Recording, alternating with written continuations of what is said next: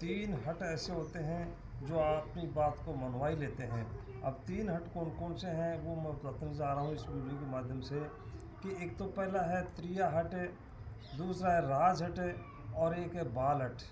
अब ये अपनी जिद पर आ जाते हैं तो अपनी बात को मनवा ही लेते हैं। इसमें एक मैं कहानी के माध्यम से बताना चाह रहा हूँ। मैं एक राजा भर्तृ हुआ था प्राचीन समय में, और राजा भर्तृ की एक कहानी है। राजा भर्तृ ने एक बहुत सुंदर महिला थी, एक सुंदर युवती थी, उसका नाम था पिंगला। उससे शादी कर ली थी राजा भर्तृ ने। और उसके बाद में जो महल में अच्छी तरह से रहने लग गए थे, प्रेम से रह रहे थे। और राजा भर्तृ के एक छोटा भाई था, उसका नाम था विक्रम, नाम था उसका। अब विक्रम के अब एक बार क्या होता है कि जब राजा जो है अपने राजकाज में लग जाता है, विक्रम भी जो है इधर उधर चला जाता है।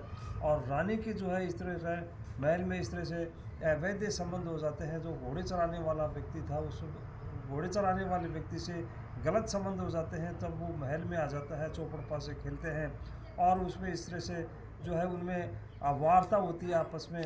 तो रानी पिंगला और उस घोड़े चलाने वाले उसमें उसके दोनों के बीच में बातें होती हैं। तो उसको विक्रम देख लेता है, सुन लेता है। तो उसने कहा था कि भाई जो है अब भाई नहीं है विक्रम, भर्तृ नहीं है, तो आप रानी से पूछता है, पिंगला से पूछता है कि आप बातें किससे कर रही थी। तो इस तरह से विक्रम को पता चल जाता है उसके अवैध संबंधों का।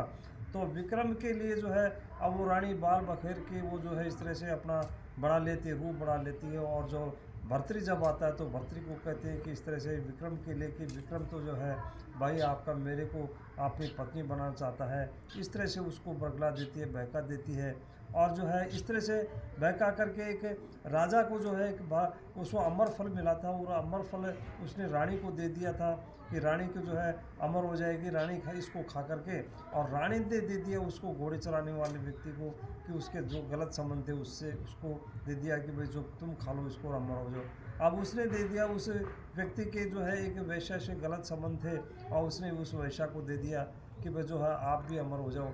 तो उस वैश्या ने दोबारा जो है कि भाई मैं खा करके क्या करूँगी, मैं अमर क्यों होकर क्या करूँगी, जो है उसने दोबारा जो है उसी जो राजा को भर्तृ को दे दिया। भर्तृ के हाथ में चला गया वो अमर फल। तो जो है अमर फल को देखते हैं, जब भर्तृ देखता है तो वो भर्तृ देखता है कि अमर किसका है ये।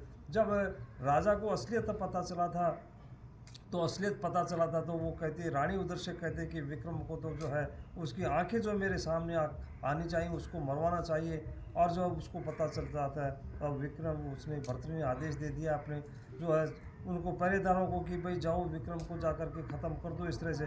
तो एक गांव का जो है एक वह शहर का एक बड़ा सेठ था, उस सेठ ने जो है उसका समाचार लगा कि भाई विक्रम ख़त्म होने वाला है, इस तरह से ये बात है। तो उसने जा कर के जल्लादों को जो है एक पैसे में ख़रीदा कि भाई जाओ, तुम्हें पैसा इस तरह लालच दे दिया उसने कि भाई मैं आपको पैसा दूंगा, और इस तरह से पैसा दे करके जो है आप किसी जानवर की आंखें निकाल के ले आना इस तरह से, और जो रानी खुश हो जाएगी। और वो जल्लाद जो विक्रम को छोड़ देना। तो इस तरह से विक्रम को छोड़ दिया उसने जंगल में जा कर के, पैसे के लालच में आ गए, और उसे जानवर के जंगल की जो है आंखें निकाल करके उसको रानी को दे दिया। अब रानी ने वो देखा कि भाई विक्रम ख़त्म हो गया है इस तरह से।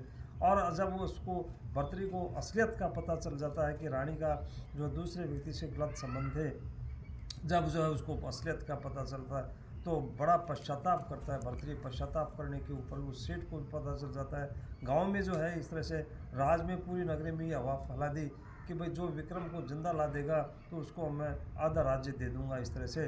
तो जो है अब सेठ को पता चला, तो सेठ ने उसको तैयार किया कि भाई जो मैं तैयार विक्रम को जिंदा ला दूंगा। तो इस तरह से पता था सेठ को। तो सेठ जो है उसमें विक्रम को ला के उसके सामने खड़ा कर देता है असलियत। तो उसको सेठ को आधा राज्य दे देता है, और आधा आधा राज्य दे करके